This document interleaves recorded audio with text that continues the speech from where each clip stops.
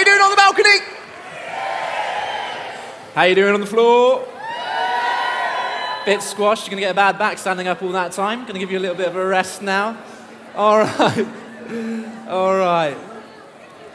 So, unfortunately, ladies and gentlemen, unfortunately, I don't have a story for you about being freed from an addiction this evening, so I'm sorry about that. Unfortunately, I don't have a story this evening about a miracle healing, so I'm sorry for that. Unfortunately, I don't have a story about a miracle baby, so I'm sorry about that. But I do have a story about pants. Come on! We're going to lower the tone, okay? So, but before I get to that, I'd like to ask you a question. By way of show of hands, okay, on the balcony, on the floor, hands up if you have ever made a choice, if you have ever made a decision that you really regretted. Anyone here?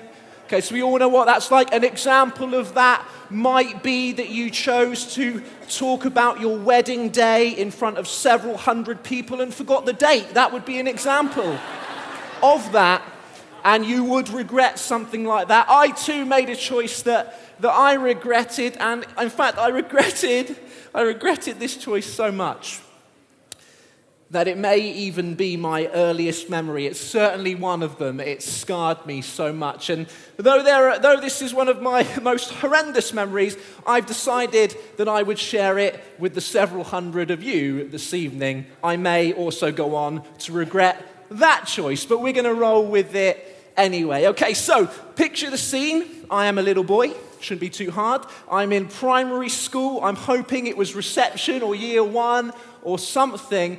And back in my day, you would never get this anymore. But back in my day, we used to do PE, we used to do gym in just our pants, right? Now, that would, bring back those days and the cane. So we used to do PE in just our pants. And I remember one school day when our teacher said to us, all right, pack up your pencil cases, children. It's time for PE. And we were like, hooray, PE. So we all start getting ready. We start putting our pencil cases away. And I'm stripped down to my pants and to my T-shirt. And I turn around. And to my horror, there is nobody else in the classroom. I'm all alone. I'm by myself. I'm just a tiny little boy. And as you can imagine, I started to panic. I started to fear. And I'm like, oh, where have they gone? The teacher's not here. The kids are not here. And I'm standing there in my pants and in my T-shirt. I'm thinking I need to get out to PE as quickly as I can. But ladies and gentlemen, in my panic, I forgot what our PE uniform was supposed to be. Thing is, I could remember that we were only supposed to wear one item of clothing. The problem, the quandary was that I could not remember which one. And so there I am in the classroom, standing there in my pants and in my T-shirt, and I have a choice to make. And ladies and gentlemen, it is a very important choice, and the choice is this: pants or T-shirt. Are you feeling the pressure? Because I was panicking, I didn't know what to do, and I'm standing there, I'm thinking, no one's here. Is it pants or is it T-shirt? Ladies and gentlemen, I need to confess to you this evening that day,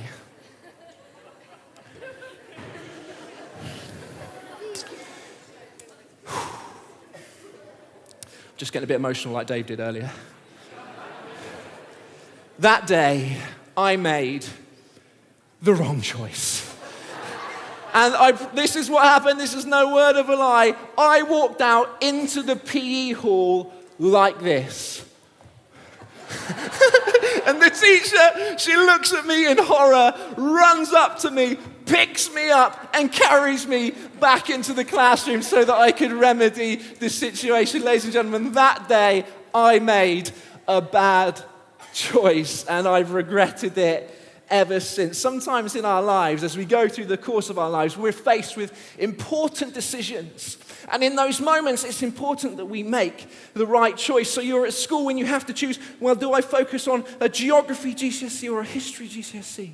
And then you go, well, do I go to college or do I go to sixth form? Now, do I go to university or do I get a job? Do we get married yet? Or do we stay as we are for a while? Are we going to rent or are we going to get a mortgage? Are we going to have children or not? Are we going to wear pants? Are we going to wear... That was just me, sorry. That's only me, isn't it? Anyone else? No, just me, I thought so. But the point is that as we go through our lives, we're faced with big decisions. And in those moments, it is important that we make the right choices. But you know, when Jesus lived, and when he taught on earth, he told us that we have a decision to make that is more important than any of those I've just mentioned. In fact, the most important decision you will ever make. And he described it as a choice between a wide gate and a narrow gate. This is what he said. He said, enter through the narrow gate. For wide is the gate and broad is the road that leads to destruction, and many enter through it. But small is the gate and narrow is the road that leads to life, and only a few find it. So Jesus says, right, you have two choices. On the one hand is the wide gate. Through here, the path is easy to journey along because, hey, you can do whatever you want. Because you're the boss, you're the ultimate authority in your own life this way. So if you choose this way, it's easy. But Jesus solemnly warns us that ultimately, though this road is easy, it leads away from the truth and ultimately to destruction. But on the other side, says Jesus, is the narrow gate. Through here is the narrow path that is hard to navigate and that is tough to journey along. Because through here, this way is about following Jesus. And if you choose this way, you choose to submit the authority of your life to Jesus. It's hard going down this path because it means living differently to all the other people around you. It's hard going this way because it means admitting to yourself that you are in need of forgiveness and that you are in need of a Savior simply for living your life without God. And that's hard. So the narrow path, Jesus says, is hard, but he also promises that this road leads to the truth, and this road leads to life. And when I say life, I'm talking about the full and abundant life that Jesus described. When I say life, I'm talking about the life of freedom from addiction and fear and shame and guilt that our friends from Bethel described. When I say life, I'm talking about the life that is in the truth that Dave described to us a few moments ago. And when I say life, I am talking about the everlasting and eternal life that Jesus has made possible through his perfect life, death, and resurrection. And that's why Jesus says to us, enter through the narrow gate. Because though it is the hard choice, I can promise you this evening, it is the best choice. I wonder if you've ever had a kind of experience like that where you made the tough decision, the hard choice, but actually it turned out to be the best choice. I can remember one such occasion when I went skiing with my dad, and then this happened to me. Any of you guys ever been skiing here? Let me see a show of hands. Okay, a few of you. But for those of you that have not, let me kind of explain how it works, right? In Europe, what you get is this. In Europe, you get runs graded by color. So if you're going down a green run with a green sign at the start, that's for beginners, all right?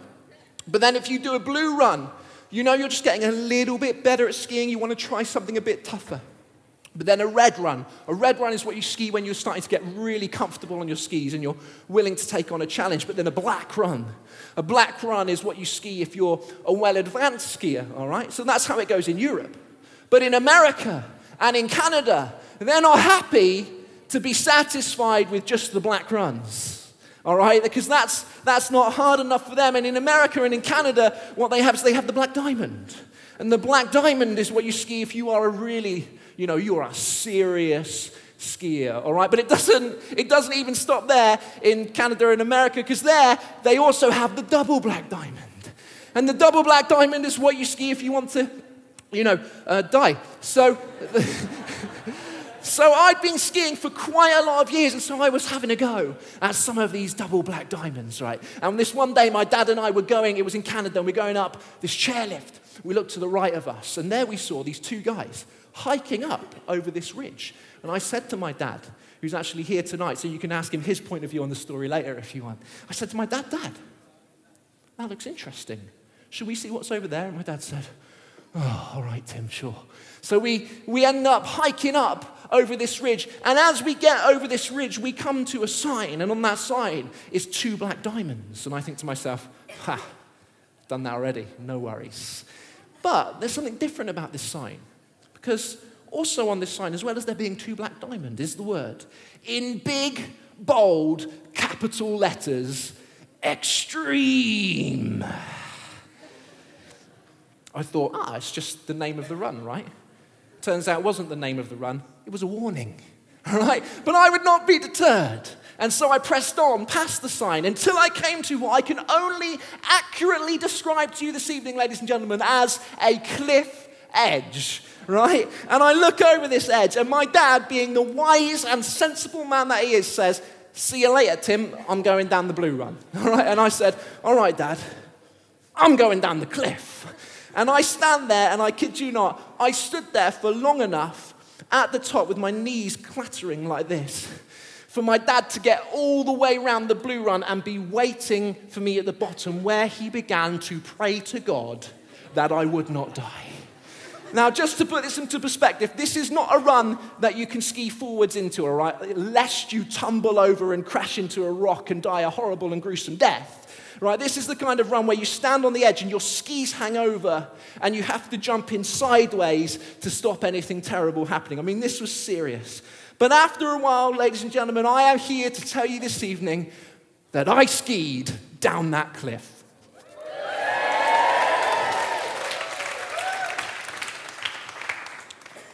I say skied, it was more like sliding and crying. But I made it to the bottom nonetheless. That day, I had a choice. I could take the wide and easy road down to the bottom, or I could take the narrow and hard road down to the bottom. That day, I chose the hard road. And you know what? For as long as I live, I will never, ever regret it, because it was one of the most memorable experiences of my whole life. Sometimes the hard choice is the best choice. Sometimes the hard choice is the best choice because it's the most memorable choice, it's the most adventurous choice, it's the most exciting choice. Sometimes the hard choice is the right choice because it was the choice you were born to make. And that's how it is with choosing to walk the narrow path of following Jesus. And that's why Jesus says to each one of us tonight, enter through the narrow gate. But I need to tell you that Jesus doesn't ask us to choose the hard road without already having chosen to walk down the hard road himself. You see, Jesus had a hard choice to make as well, and that was that he chose you. That was that he chose me. And you may say to me this evening, well, that doesn't sound like a very hard choice, because actually, I think I'm quite a desirable choice. And that may well be, but I need to tell you that that was a hard choice for Jesus. And the reason it was a hard choice is because he knew that in choosing me and in choosing you, he was also choosing to go to the cross and to lay down his life. That was the choice that he had to make. Those two things couldn't be separated, because he knew that choosing you and choosing me meant choosing to take our place on that cross, to choosing to take the blame and the punishment for all the stuff that you and I have ever done wrong. He knew that choosing you and choosing me meant choosing to be the sacrifice in our place that would satisfy God's justice. And he knew that choosing you and choosing me meant choosing to be the gate for us back to the one who created us. And the only way he could do that was by laying down his life on this Roman torture device that they called a cross. You know, Jesus chose the road to the cross so that he could choose you. And why would he do that? You would be fair to ask. Well, let me tell you why he would do that. Because of his unimaginable, unending, indescribable, and unfailing love for you. That's why he would do that. But can I tell you something? Even though this was the hard choice, obviously the hard choice for him to make, can I tell you that even though this choice was so hard for him that it caused him to sweat drops of blood from his head when he considered what he was about to do. Even though this choice was so hard for him that it meant subjecting himself to unimaginable physical pain. Even though that choice was so hard that it meant being blamed by his father for all the stuff that you and I deserve to be blamed for. Even in spite of that, can I tell you that it is a choice that Jesus has never, ever regretted making because of his love for you. Someone needs to hear this evening. Jesus has never regretted choosing you, even though it cost him everything. And just as Jesus has never regretted choosing you, just as he has never regretted taking the hard road when he went to the cross, just as that day when I went skiing and I've never regretted choosing the hard road, I promise you tonight that if you choose the hard road and the narrow path of following Jesus, you will never, ever regret it. And so now he would give you that choice. He would give you that option to respond. And he wouldn't force it on you. It is your choice. He would say, you choose. It's the wide gate or it's the narrow gate. Don't follow me or you follow me. The hard road or the easy road. Life or death. Which gate? Which way would you choose today? So I'm going to ask you now, everyone in the room, if you would be so kind as just to close your eyes and to take a moment just to think about this. Because it's not often in our busy lives, is it, that we get moments just to be quiet and reflect. And I want you to take some time to consider this choice because it is, as I said right at the start, the most important one you will ever make. And as you're quiet and as we relax as the music plays, as we take time to make that choice in our own heart and in our own mind, not worrying about the people around, what the people around us is thinking, I'd like to read to you some words from the Bible that I hope will help you to make that choice. So let's keep our eyes closed and reflect on that. These are the words of the Bible.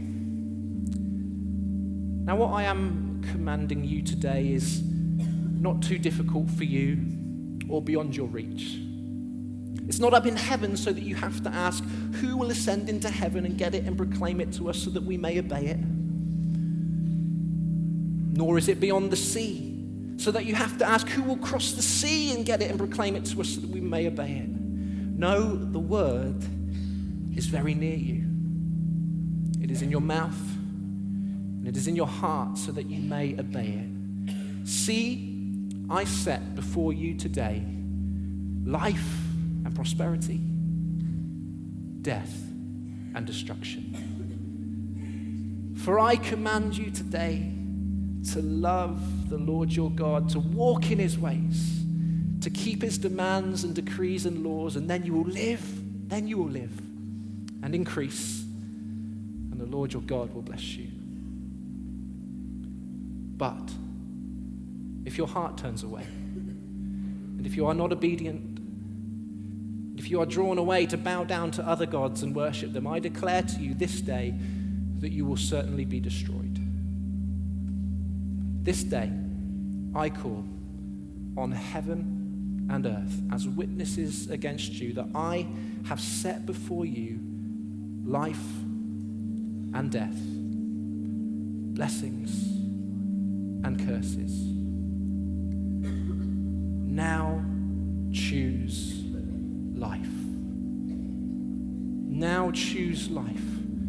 Oh, I say to you from the bottom of my heart, now choose life, so that you and your children may live, and that you may love the Lord your God and listen to his voice and hold fast to him, for the Lord is your life. Now choose life. I wonder if you would choose life today.